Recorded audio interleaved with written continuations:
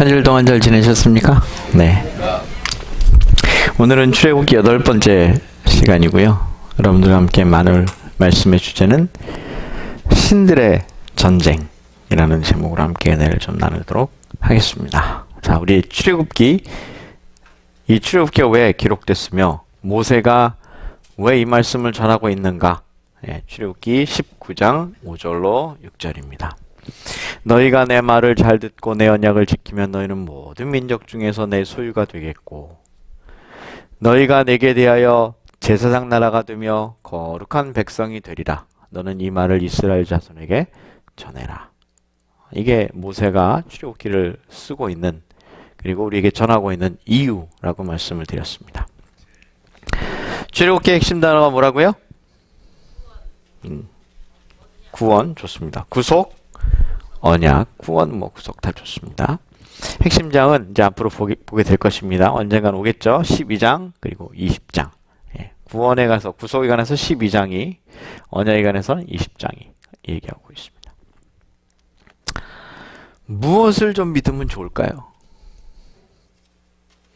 이 책 제목이 재밌네요. 무엇을 믿을 것인가. 자, 이 책은요, 두 명의 이탈리아 사람인 움베르토 에코라고 하는 사람과 마르티니 추기경의 서신 교환을 책으로 냈습니다. 여러분, 믿는 것이 다르고 신앙이 다르면 뭔가 좀 교류가 필요할까요? 오늘도 재밌는 이야기가 우리 가정공부 시간에 나왔는데, 가정공부 시간에 우리 김선 목사님 얘기한 거 보니까 그것도 병이네요. 자신의 고집을 꺾지 않는 것도 병이라고 하네요. 잘 몰랐는데, 저도 잘 몰랐습니다. 근데 그것도 일종의 병이랍니다.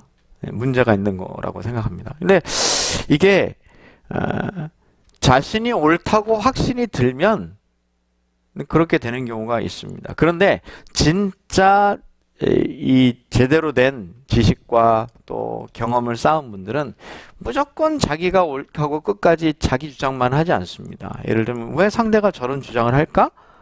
라고 생각을 해보죠. 제가 안식일에 관해서 많이 이렇게 이야기를 할 때, 사실 성경 공부를 하게 되면 안식일보다는 주일에 대해서 성경 공부를 할 때가 더 많습니다. 사람들이 주일을 왜 지키는 거지? 이유를 아세요? 아시는 분들도 계시겠지만 모르시는 분들도 계십니다. 사람들이 주일을 왜 지키는 겁니까 도대체? 주일을 지킬 만한 이유가 있으니까 지키는 거 아니겠습니까? 이렇게 생각을 해야 돼요. 무조건 내 입장에 생각하면 저 사람들 왜 성경에도 없는 주일을 왜 지키는 거야? 성경엔 안식일밖에 없는데 라고만 생각할 게 아니라 저 사람들이 도대체 주일을 왜 지키는 거지? 라고 생각을 해보셔야 된다는 거죠. 반대로 주일을 지키신 분들은 저 사람들 이단이래, 우리 목사들이 이거 얘기하는데 이단이래, 그게 아니라 저 사람들이 도대체 왜 안식일을 지킬까? 한 번쯤 서로 생각해 볼 필요가 있어요. 그래서 저는 이 문제를 얘기할 때 꼭 안식일보다는 주일에 관해서, 사실 안식일에 관해서 한 3개를 다루면 주일에 관해서는 6개를 다룹니다. 저는 2배를 더 많이 주일에 대해서 다룹니다. 도대체 저분들이 왜 주일을 지키려고 하는지, 저분들이 주일을 지키려고 하는 그 이유가 성경에 있다고 그분들이 얘기를 하는데, 그럼 그 성경절이 뭔가 하고 다 찾아봅니다. 정말 그런가 하는 거죠. 정말 그런 게 성경에 있나 하고 다 찾아봅니다. 그리고 역사적으로도 찾아봅니다. 왜 주일을 지키게 됐는지. 이 두 분의 대화는 이제 베이스가 천주교 신분들도 계실 수 있는데, 천주교하고 개신교하고 좀 개념이 다른 게 있습니까? 서로 왜 그렇게 했는지 대화를 하는 것입니다. 그러니까 무엇을 믿을 것인가에 대해서는 조금 마음을 터놓고 대화를 할 필요가 가끔 있을 때가 있습니다. 예를 들면 오늘 아침에 들어보니까 어떤 의사 선생님이 나와가지고 아스피린 먹으라고, 도움이 될 수도 있고요. 그러나 절대적이지 않습니다. 어떤 사람이 이 좋은 걸 왜 안 먹냐고, 이 일이 이렇게 싸고 이렇게 좋은 걸 왜 안 먹냐고. 그런데 그게 때에 따라서는 어떤 사람이 안 좋을 수가 있습니다. 특별히 안 좋을 수 있습니다. 어제 제가 암에 대해서, 이제 5월달에 암에 대해서 제가 강의합니다. 5월달에. 근데 제가 찾아낸 최근에 한방 암 치료, 양방 암 치료 중에 최고로 애드밴스한 치료들이 있습니다. 근데 정말 유감스럽게 우리가 사는 미국엔 이 2가지가 다 없습니다. 저도 참 퀘스천이에요. 그래서 영어로 조금 더 많이 찾아봐야 되겠다는 생각이 들긴 하는데, 제가 찾은 최근에 최신 암 치료, 가장 치료가 그래도 치료율이 높은 한방 암 치료는 한국 사람들이 개발하고 있습니다. 제가 나중에 이제 영상도 좀 보여드리고 할 건데, 그거를 이제 양방 의사들이 거의 죽기 살기로 맞고 있습니다. 예. 왜 그런지는 뭐 4년 동안 계속해서 법정 다툼을 벌이고 뭐 결론은 당연히 이 사람이 이긴 걸로 나왔습니다. 근데 어쨌든 뭐 그런 과정도 제가 다 한국에서 다 그런 걸 촬영을 했더라고요. 지금도 반대하고 있습니다. 근데 이유가 그분들 입장에서는 뭐 그럴 듯 할 수도 있을지 모르지만 환자들의 입장에서는 너무나 분통이 터지는 이유예요. 뭐 그런 이유들 들어보면. 또 하나는 뭐 독일이나 일본이나 이런 나라들이 몇십 년, 한 20년 전부터 개발하고 있는 치료들이 최근에 이제 빛을 보고 있는 치료들이 있고요. 그런데 그런 치료들이 사실은 한편에서는 너무너무나 좋은 거다. 그러니까 꼭 해야 된다 라고 생각을 하지만 또 한편에서는 그렇지 않다고 주장하는 것도 있을 수 있다는 거죠. 그런데 분명한 거는 우리가 좀 시간이 지나가 보면 서로 이렇게 대화를 해보면 베이스가 다른 사람들은 대화를 서로 하면 내가 억셉할 수 있는 부분이 있고 억셉할 수 없는 부분이 있구나. 이렇게 다 이게 가려집니다. 어느 정도. 그런데 대화하는 것이 제대로 이루어지지 못하다 보면 무조건 내 걸 베이스로 상대방을 욕하는 경우가 더 많습니다. 그렇게 좀 덜 성숙하다고 하나요? 그거보다는 이렇게 신사적으로 좀 대화하는 것들이 훨씬 더 좋은 방법들 중에 하나고, 이런 대화하는 것들을 바라보면서 이걸 좀 이렇게 중간적인 입장에서 이렇게 바라보면 사람들이 선택을 할 수 있지 않겠습니까?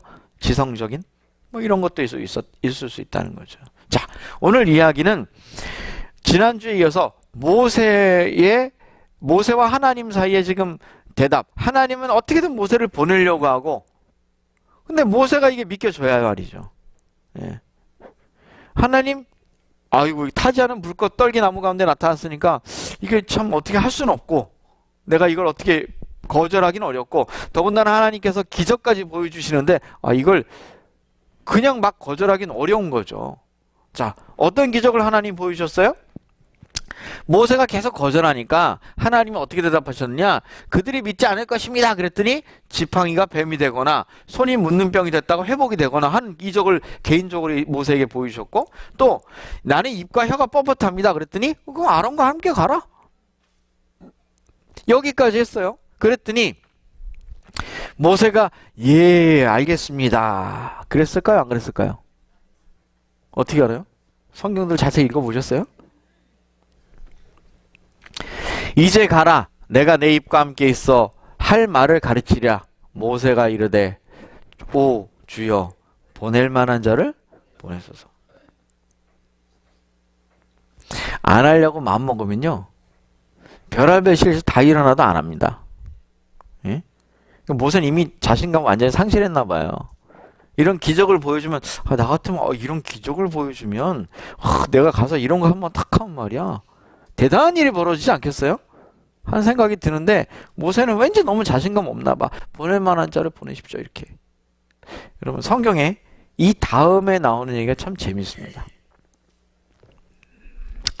출애굽기 4장 14절 잘 보세요. 여호와께서 모세를 향하여 어떻게 해요? 성경에 하나님이 개인에게 대하여 노를 바라신 일이 거의 없습니다. 그런데 모세가 하도 속 터지게 하니까 하나님이 모세한테 화가 나셨다 그랬습니다. 사실 재밌는 건 이제 그 다음에 나옵니다. 보세요. 모세에게 화가 나서 말하시기를 아론이 있지 않냐? 내가 말도 가르칠 거고 너하고 다 같이 내가 하여튼 다 줄게. 너는 뭐 하기만 하면 돼? 가기만 하면 돼. 이렇게 얘기했어요. 자, 이렇게까지 화를 내셨으면 모세가 어떻게 할 만하죠? 자, 뭐 결론을 봅시다. 모세가 갔어요, 안 갔어요? 간 거는 다 알죠, 우리가. 간 거는 다 알아. 근데 어떤 마음으로 갔느냐는 오늘 일부가 나오고 다음 주에 이제 열재앙 하면서 나옵니다. 이 두 가지를 다 보면 여러분이 미처 출애굽기를 보지 못하셨던 모세의 마음을 알게 되고, 아, 나도 저럴 수 있을 수 있겠구나라는 생각을 하게 됩니다. 자, 모세가 뭐라고 대답하느냐? 하나님이 화까지 내면서, 야, 가. 제가 마음이 이만큼은 이해가 가는 경우가 있습니다. 아무리 리저너블하게 얘기를 잘 해드려도, 제가 아는 한 해드려도 본인이 하고 싶은 대로 하는 사람들이 많습니다. 그래서 제가 저는 그러면요 밤잠을 잘 못 자요. 잘 못 자고 어떻게 하면 더 이분에게 더 리저너블하게 얘기 드릴까? 최대한 리저너블하게 아주 최대한 이성적이고 지성적이고 객관적으로 얘기를 해드리려고 애를 써요. 왜? 감정적으로 얘기하는 건요, 내 자체가 조금만 잘못 준비되면 상대를 더 어렵게 만들 수도 있기 때문에 어떻게 하면 더 리저너블하고 더 상식적이고 더 돈도 덜 손해 보면서 건강도 더 회복될 수 있고, 뭐 이렇게 어쨌든 막 제가 이러면 안 되는, 이런 얘기 하면 안 되는데, 어쨌든 밤에 잠이 안 와갖고요 1시 2시까지 잘 때도 많고, 어쨌든 자다가도 벌떡 일어나요. 제가 그럴 때가 있어요. 근데 그런데도 말을 안 듣는 사람이 있을까요? 있습니다. 있습니다 한 사람들 가슴에 손 한번 얹으세요. 어쨌든 있습니다. 있습니다. 자, 이럴 때 어떨까요? 마음이 제가 약간 하나님의 마음을 눈꽃만큼은 이해하겠더라고. 약간 화가 나더라고요. 약간 화가 나요. 예? 그러면 그 정도쯤 되면 상대방이 어떻게 할 만도 하냐면, 아 그래 저 정도까지 나를 위해서 애를 써주면 한번 듣는 척이라도 한번 해보자, 그럴 수 있죠. 그런데도 안 하는 분이 있더라고. 근데도 안 해요. 그러면 이제, 자, 모세는 가기는 갔어요. 근데 성경에 찾아보면 하나님이 화가 나셨다 그렇게 얘기했는데 모세가 대답을 했을까요? 안 했을까요? 4장을 잘 읽어보세요. 모세가 대답을 안 합니다. 그 전에는 보낼 자를 보내소서 그래놓고 하나님이 화까지 나셨어. 그래가지고 내가 이렇게 하겠다니까 라고 화가 나셨는데도 모세가, 아 그래요? 알겠습니다. 제가 잘못했네요 라고 하는 말이 출애굽기에 한 구절도 안 나옵니다. 그러니까 가긴 가는데 어떻게 하고 갔어요? 대답을 안 했어, 모세가. 여기까지는 잘 잡아두세요. 잘 기억해 두시면 다음 주에 모세가 진짜 왜 그랬는지 그 심리 상태가 10장 얘기하면서 그대로 쏙 나옵니다. 그 성경절이 있어요. 그때 다시 얘기 드리겠습니다. 어쨌든 모세는 대답을 했다고 안 했다고? 안 했어. 요거는 기억하고 계세요.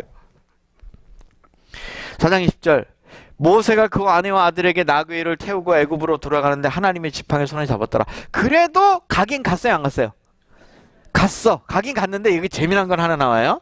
제가 이거 깊이 얘기 안 했는데, 전에는 제가 지난주에 누구의 지팡이라고 했어요? 모세의 지팡이라고 그랬는데 여기는 무슨 말이 나오냐면 하나님의 지팡이라고 나와. 그러니까 모세의 지팡이에서 하나님의 지팡이로 바뀌었어. 그러니까 모세가 조금 마음은 달라진 거 아닐까 하는 생각이 들어요. 요 말을 통해서 좀 유추를 해보면 그런 생각이 들긴 드는데, 이게 또 다음에 보면 모세가 마음의 베이스에는 어떤 마음이 깔려 있었는지는 확 나중에 또 나와. 어쨌든 모세가 누구 지팡이를 들고 간다고 스스로 기록해놨느냐? 모세의 지팡이가 아니라 하나님의 지팡이를 갖고 갔다. 그 말은 자기의 능력이 아니라 가긴 갔는데 누구의 능력을 의지하고 간 거예요? 하나님의 능력을 의지하고 간 거예요. 여기까지 이렇게 기록이 됐단 말이죠. 그래서 하나님의 이 능력의 지팡이가 실제로 모세가 이 이후에 사용된 케이스들이 몇 개가 나옵니다. 예를 들면 이제 가져갔어. 가져가가지고 바로 앞에서 실제로 해봅니까? 안 해봅니까? 해보죠. 이렇게 실장에 보면 던졌다가 뱀이 돼. 꼬리 잡으니까 다시 지팡이가 돼. 그래서 바로의 그 술사들이 와서 그런 건 우리도 할 줄 안다. 그리고 던졌더니 똑같이 뭐가 돼요? 뱀이 돼. 그런데 모세의 지팡이가 뱀이 됐던 것이 다 잡아먹었다. 뭐 이런 얘기 나오죠. 예. 두 번째, 여러분, 이 열 재앙과 관련돼서, 이 열 재앙은 제가 좀 아주 재밌게 꼭 하려고 제가 아주 좋아하는, 이 출애굽기에서 아주 좋아하는 부분입니다. 아주 좋아하는 부분인데, 이 열 재앙과 관련돼서 열 재앙을 하나님께서 하나씩 명령할 때마다 모세가 어떻게 하냐면 말로만 하는 게 아니라 이 지팡이를 명해요. 뭐 이렇게 사용하는 장면이 많이 나옵니다. 이 10장하고 이야기할 때 여기 보면 출애굽기 20장이나 8장, 9장, 10장에 쭉 보면 지팡이를 이렇게 나와요. 지팡이를 어떻게 했다는 말이 많이 나와요. 그러니까 이 모세가 애초부터 이 지팡이를 하나님께서 이 지팡이를 통하여 자기 역사하신다고 생각을 했던 것 같아. 사실 꼭 그렇지 않아도 될 텐데 안 그래요? 여러분 나중에 여러분 이해 가시죠? 출애굽기 14장에 보면 홍해 가를 때도 어떻게 해요? 지팡이로 하잖아요. 그죠?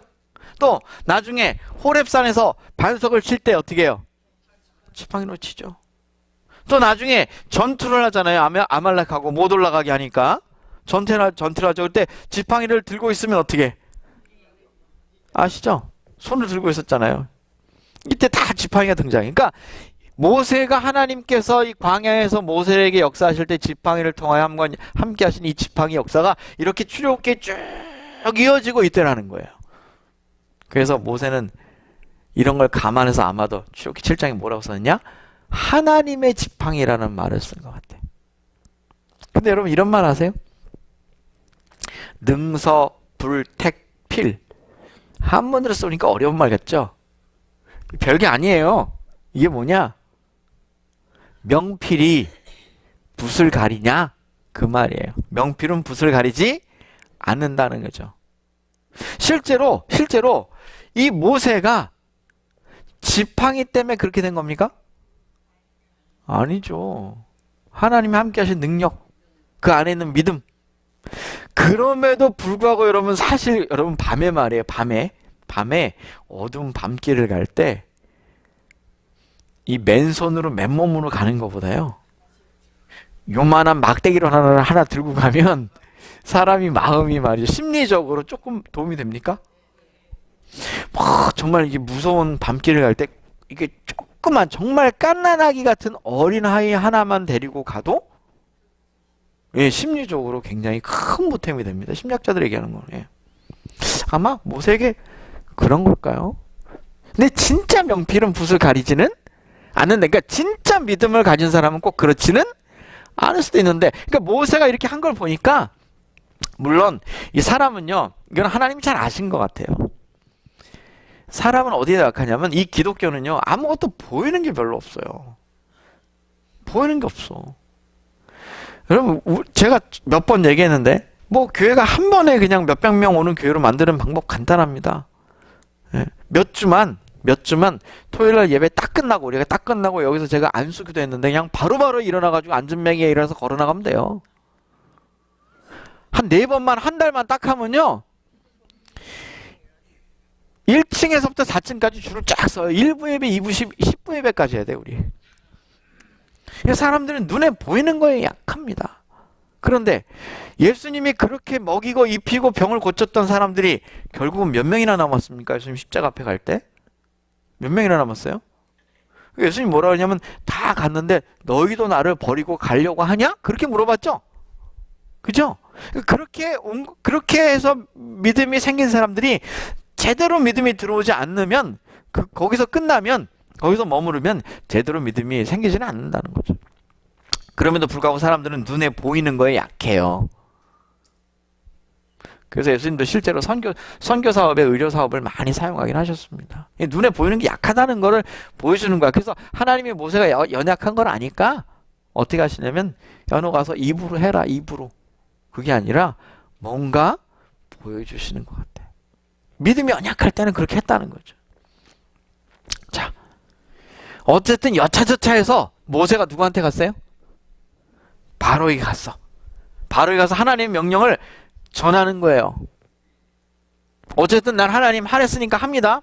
그 후에 모세와 아론이 가서 바로에게 이르되 이스라엘 하나님 여호와의 말씀에 내 백성을 보내라. 그들이 광야에서 내 앞에 절기를 지킬 것이니라 했다는 거죠. 제가 생각해 보니까 이게 이렇게 성경에 나와 있긴 하지만 아니 자기가 뭔데 왕을 볼 수가 있었겠어요? 여러분 보고 싶으면 아무 때나 가서 트럼프 볼 수 있습니까? 택도 없는 소리죠. 이거 어떻게 왔을까? 이것도 신기하고. 그죠? 어쨌든 갔어요. 가서 하나님의 말씀을 전합니다. 그대로 얘기했어요. 내 백성을 보내라. 내 백성을 보내라. 내 백성을 보내라. 그리고 여기 이제 페스티벌이라고 되어 있는데 절기라는 말이 나와요. 이게 무슨 말이냐면 이제 내 백성을 보내야 되는데 그 이유가 뭐냐면 우리가 절기를 지키겠다 하는 말이 나온다는 거죠. 이 절기란 말이 무슨 말이냐면 야호구라는 말이에요. 그러니까 원을 돌리다라는 말인데 이게 당시 이스라엘의 각종 절기는 둥글게 원을 돌며 노래하며 춤을 추는 등 몸짓에서 수반되는 것을 이런 데서 유래했다 그래요. 이 절개라는 말이 유래된 말이 여기서 유래됐다고 그러고요. 또 63번 언기되는데 이 절기 중에 첫 번째 등장하는 말이 여기에요. 첫 번째 절기라는 말이 여기 나옵니다. 그 다음에 당시의 애굽 사람들 즉 바로에게 쉽게 이해가기 위해서 이렇게 얘기했다는 거예요. 예를 들어봅시다. 우리 와서 하나님께 번제를 드리려고 합니다. 그 당시 언어로 얘기하는 거예요. 제가 그 당시 언어로 하나님께 offering을 하려고 그래요. sacrifice offering을 하려고 합니다. 그럼 바로 뭐라 그랬을까요? 무슨 소리 하는 거야? 너 지금 내가 알아듣게 얘기를 하라 했겠죠. 그래서 절기라는 말을 쓴 거예요. 바로가 알아듣도록. 이 말을 바로가 들은 순간 뭐라고 했을까요? 아, 얘네가 뭔지 잘 모르겠지만 어떻게 구체적으로 하는 건지 내가 잘 모르겠지만 바로가 들어보니 하나님이라는 신이 있고 그 신에게 뭐 하려고 하는구나? 예배하려고 하는구나 하는 말을 전하기 위해서 절기라는 말을 쓴 것이지 이게 여러분이 생각하는 후에 나오는 무슨 일곱절기라든지 무슨 뭐 수전절이라든지 나팔절 이런 절기를 얘기하는 게 아니에요. 다시 좀 더 비유를 들어 쉽게 설명을 하면 배라는 말은 세 가지 뜻이 있잖아요. 먹는 배도 있고 타는 배도 있고 요 배도 있고 그러니까 절기라고 하는 말이 나왔다고 해서 여러분 생각하는 그 성경에 나오는 무슨 뭐 77절, 나팔절, 무슨 뭐 오순절 이런 걸 생각하지 마시라는 거죠. 여기서 말하는 절기라는 건 바로에게 쉽게 이해가 가게 하기 위한 예배라고 하는 말의 표현이었다고 하는 걸 여러분 이해하시면 돼요. 이해 가시겠죠? 뭐 어떻게 바로에게 우리가 절기를 드리려고 합니다. 그럴 때의 절기가 오순절이라고 하는 절기라든지 나팔절이라는 절기를 얘기했다면 바로가 그걸 무슨 수로 알아들었겠어요? 그런 뜻이 아니에요.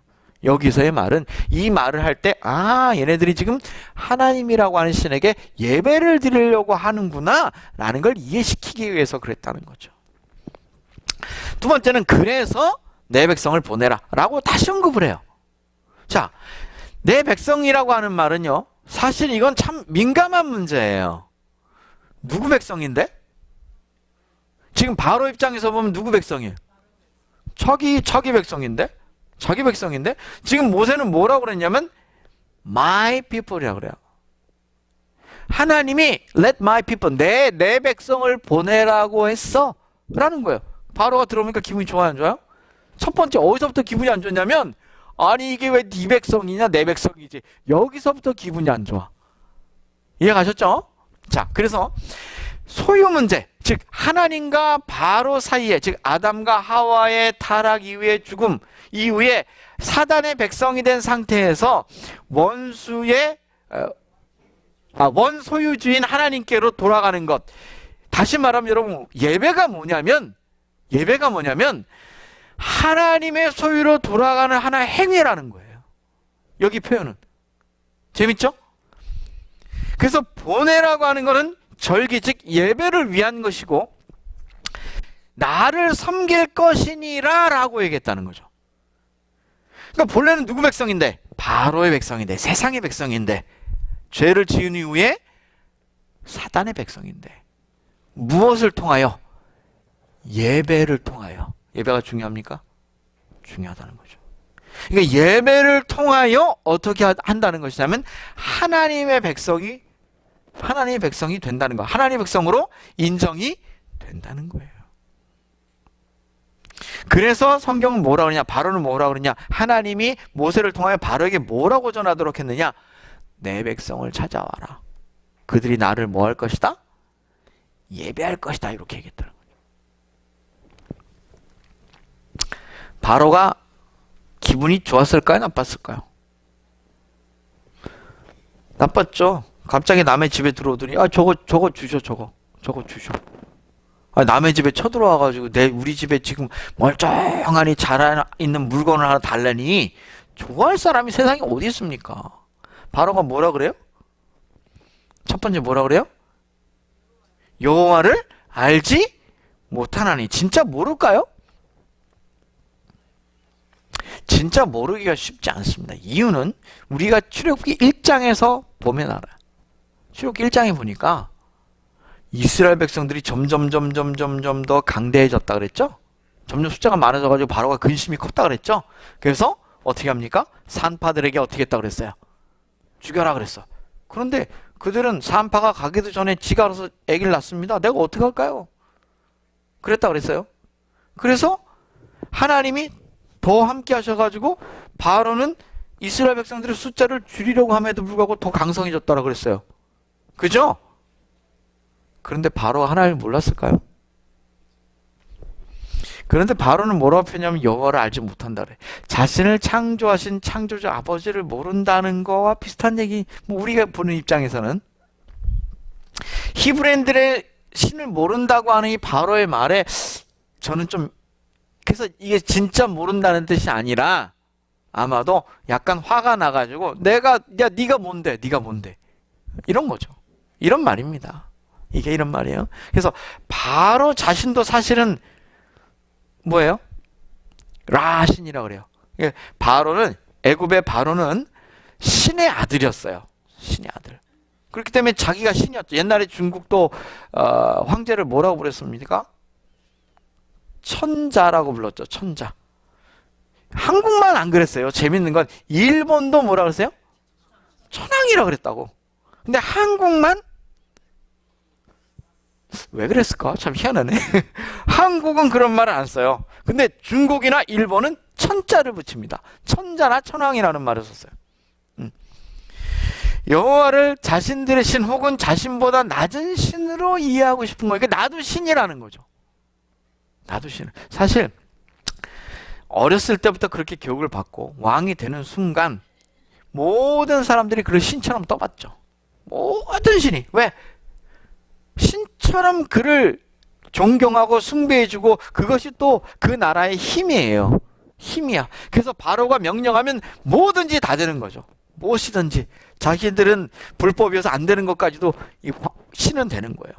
이제 이런 상황에서 또 다른 신이 등장을 하는 겁니다. 마치 내가 그걸 내주면 내가 나보다도 훨씬 우월하고 대단한 신이 있는 거 아니야? 라는 생각이 드는 거예요. 그래서 안 한다 하더라도 그 권위를 일정할 수밖에 없는, 결국 하나님의 위대하심을 경험할 수밖에 없는 상황이 벌어져요. 지금 바로는 안 된다 얘기하는 겁니다. 왜? 나도 신이다. 나도 천자야. 즉 신의 아들이야. 라신의 아들이야. 그러니 나도 신이야. 옛날에 유럽은 다 그런 생각을 갖고 있었어요. 그리스 로마 신화에도 그런 게 다 나오고요. 그죠? 그 다음에 이 이집트를 중심으로 한 나라들 대부분 다 이 왕이나 그 다음에 제사장이나 이런 사람들을 하늘에서 내려온 혹은 신의 아들 혹은 신이라고 생각했어. 인간은 신처럼 봤던 얘기들이 많이 나옵니다. 그래서 보내지 않아요. 보내지 않으면 내가 보내면 하나님이라고 하는 신의 권위를 인정하는 것이 되는 것입니다. 그래서 더 못 보내는 거예요. 그럼 이런 과정에 이제 다음 주에 등장하는 열재앙이라는 것이 나옵니다. 뭐라 그러냐? 안 보내겠다 이렇게 말하죠. 보내라. 안 보낸다.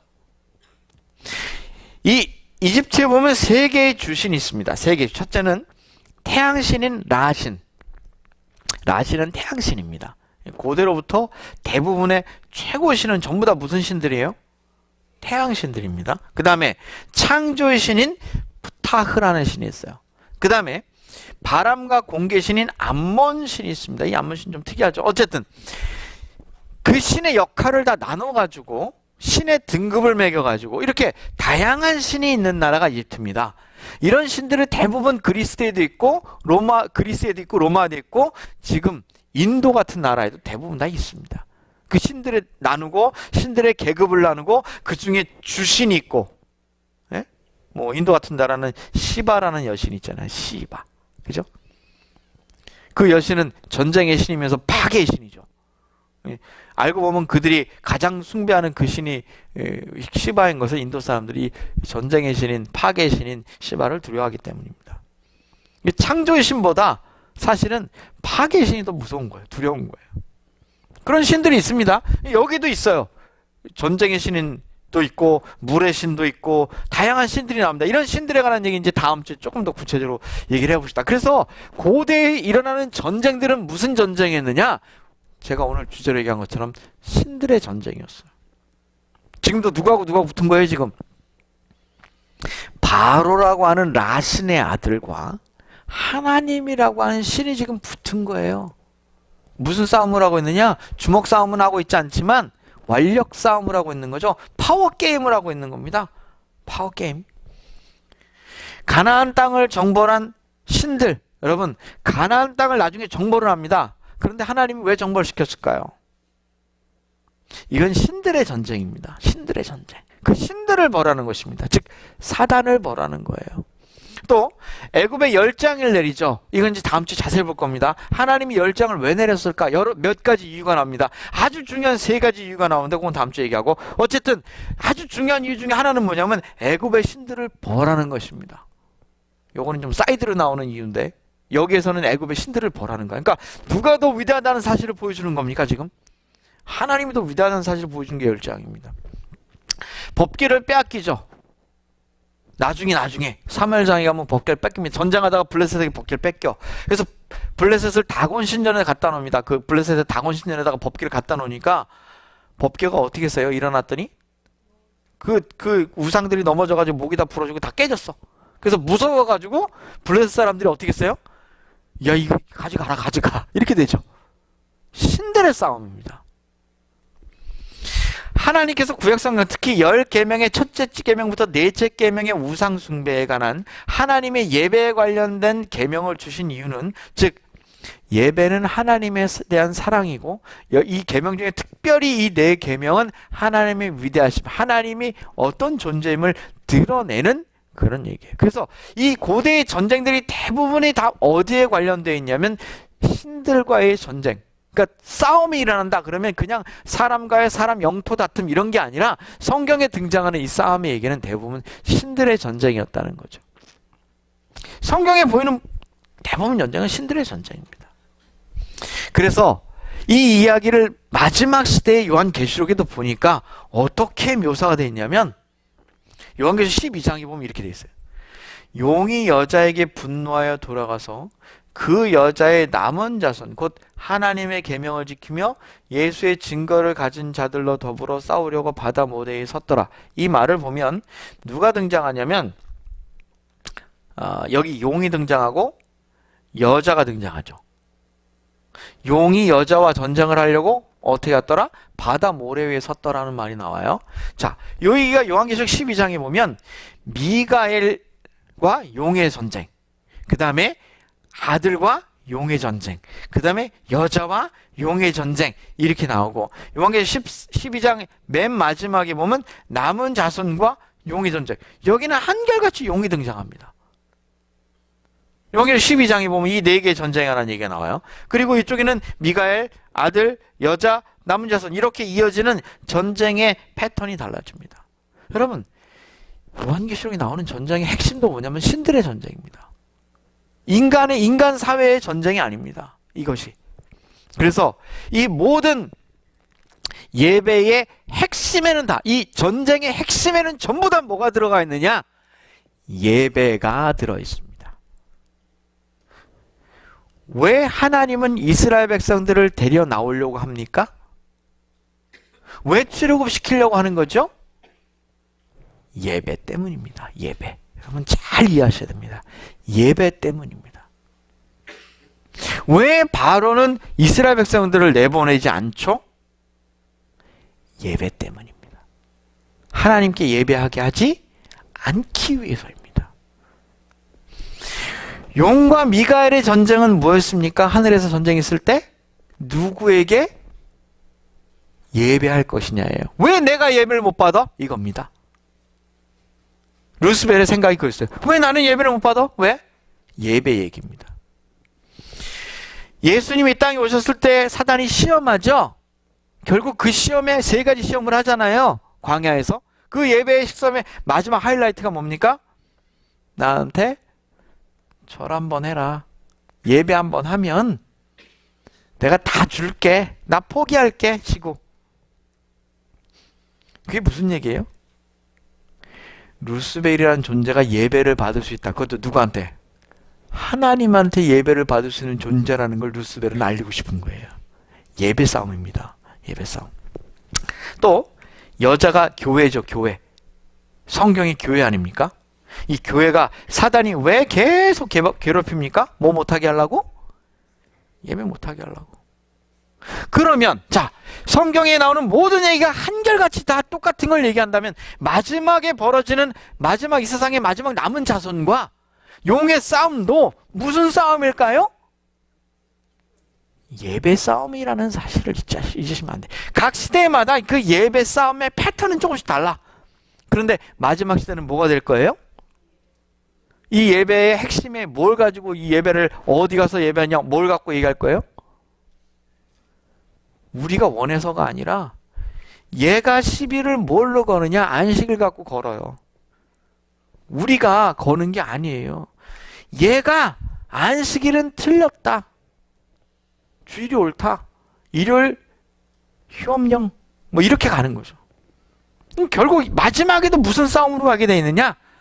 예배 싸움으로 가게 돼 있다는 거예요.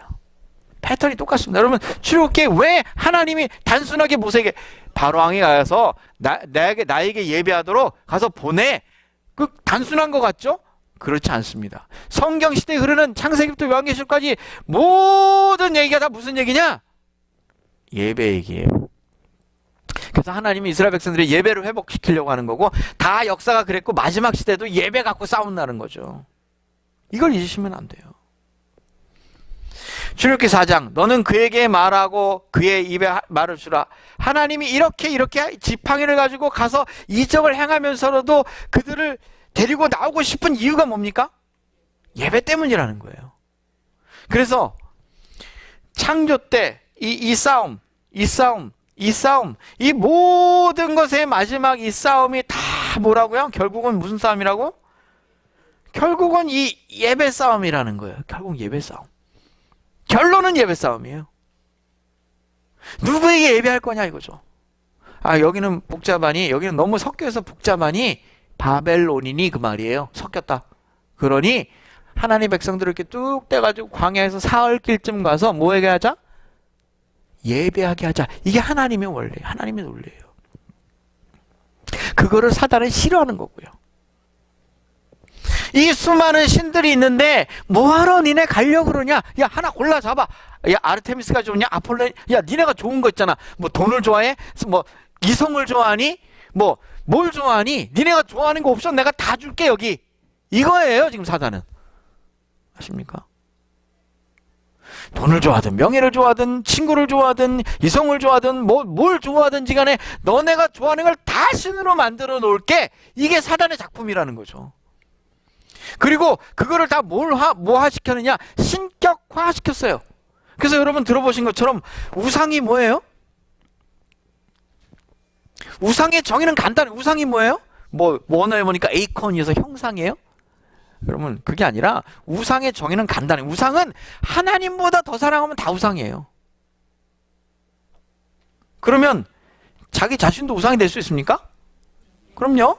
자녀도 우상이 될 수 있습니까? 부모도 우상이 될 수 있어요? 돈도 될 수 있습니까? 차도 될 수 있어요? 명예도 될 수 있습니까? 뭐든지 될 수 있어요. 하나님보다 더 사랑하면 다 우상이야. 그러므로 사단이 이렇게 옵션을, 이거 뭐 이름 보시라고 넣는 게 아니에요. 사단이 이렇게 우리에게 하나님보다 더 사랑할 만한 거리들을 마치 신격화시켜서 지금도 만들어놨다 안 만들어놨다? 역시 끊임없이 우리의 개인적인 삶 속에서도 뭐가 벌어지고 있느냐? 신들의 전쟁이 우리를 통해서도 벌어지고 있다는 거예요. 지금도. 이걸 잊지 마시라는 거예요. 그래서 이 전쟁을 보면 항상 전쟁은요, 싸우는 사람이 직접 싸우면 좋은데 성경 보니까 대리자가 있어. 모세가 대리자로 나오고 바로가 대리자로 싸워. 누구를 놓고 싸워요 지금 가운데? 백성을 놓고 싸워. 마지막 시대는 하나님의 남은 자손, 즉 하나님의 에이전트, 대리자가 나오고, 여기도 누구의 대리자가 나와요? 적그리스도를 중심으로 한 용의 대리자가 등장을 하더라는 거죠. 용의 대리자의 특색이 나오고 하나님의 대리자의 특색이 나오죠. 특징이 나오죠. 그게 요한계시록 얘기야. 그러니까 요한계시록 12장, 14장, 15장, 16장 이런 데 잘 봐야 되는 거예요. 잘못하면 내가 싸움을 싸우는데 그냥 어느 편에 가서 잘못 붙을 수도 있어요. 정신 차리라는 거죠. 내가 어느 쪽에 가서 싸움, 결국은 하나님과 사단의 싸움이에요. 이거는 원래 신들의 싸움이에요. 그러니까 보세요. 여러분, 저하고 어떤 사람하고 싸우는 게 아니에요, 지금 이게. 하나님하고 사단하고 싸우는 싸움이라고요. 살아남는 책들에 보면 여러분 이런 거 들어보셨죠? 옛날에 이제 김경선 장로님이란 분이 이런 거 해가지고 이분이 대쟁투를 미국에 있는 아들이 대쟁투를 보내줘가지고 영어 원서는 탁 읽고는 대쟁투라는 책 아시죠? 너무 좋으니까 이분이 이게 너무 좋으니까 자기가 번역을 하려고 자기가 갖고 있는 출판사를 번역을 하려고 보니까 아니 이 책이 벌써 안식일교회 책이고 이미 다 나와 있어. 그래가지고 이분이 이거를 이 책이죠. 이렇게 기독교를 조각한 불칼들이라는 이름을 다시 여운사에서 다시 펴내요 이분이. 이러면서 이제 안식일교회 관심을 갖게 되죠. 관심을 갖게 됩니다. 또 살아남는 이르들, 이게 구원의 이야기라는 이야기로 이렇게 나와 있는데 이런 이야기도 보면 여기 지금 살아남는 이들이나 구원의 이야기는 창세기부터 하늘나라까지 이 대쟁투 역사가 나오고요. 그 다음에 여기 등장하는 각 시대 대쟁투 상하가 나오고요. 기독교를 쫓아간 불칼디라는 책은 예수님이 십자가에 달려 그러니까 정확하게는 예수님이 마태복음 24장부터 나옵니다. 십자가에 돌아가신 바로 전 거기부터 마지막까지 나옵니다. 이런 내용들이 등장하는 거예요. 그러니까 이런 내용들이 등장하는 모든 이야기의 핵심이 뭐더라고요? 전부 다 뭐예요? 예배 얘기예요. 예배 얘기. 신들의 전쟁에 관한 얘기. 이 예배 싸움이라는 말은 신들의 전쟁이라는 말을 제가 오늘 그렇게 표현한 거예요. 그래서 결국은 우리가 어떻게 하겠다는 게 아니에요. 결국은 이 싸움은 누구 싸움이에요? 원래 하늘에서부터 이 싸움은 하늘에서부터 이런 싸움이고 이 싸움은 하늘에서부터 누가 진 싸움이에요? 저 가지고 폐잔병으로 몰려가지고 쫓겨내려온 데가 사단인데 여기서 지금 마지막 항쟁을 하고 있죠. 결국은 요한계시록 얘기하는 게 요거거든요.